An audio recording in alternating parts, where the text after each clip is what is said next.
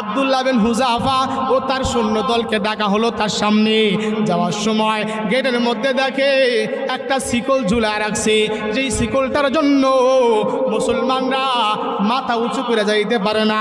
মাথা নিচু কইরা বাদশার কাছে, বাদশার সামনে মাথা ঝুঁকাইয়া যাইতে হবে।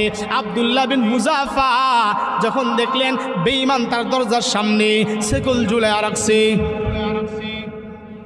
আব্দুল্লাহ বিন হুযাফা দেখলেন বেঈমানের তো পরিকল্পনা খারাপ, তার সামনে আমাকে নিবে মাথা ঝুঁকাইয়া।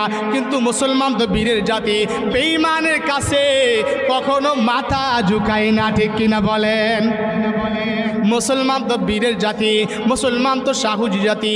বর্তমান না আমরা ভীতু হয়ে গেছি, কথা কয় না। আব্দুল্লাহ বিন হুযাফা রোম সম্রাটের নিকটে ঢুকবে, রোম সম্রাটের সামনে ঢুকবি।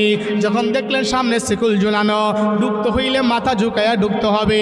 ওই সময় আব্দুল্লাহ বিন হুযাফা আগে পা ঢুকাইয়া দিলেন। আল্লাহু আকবার বলেন। আগে পা ঢুকাইলেন, পরে মাথা ঢুকাইলেন, অর্থাৎ পা সামনে দিয়া এরকম বাঁকা হয়ে ঢুকলেন। মাথা বেঈমানের দিকে ঝুঁকাই নাই, বেঈমানের দিকে ঝুঁকাই নাই।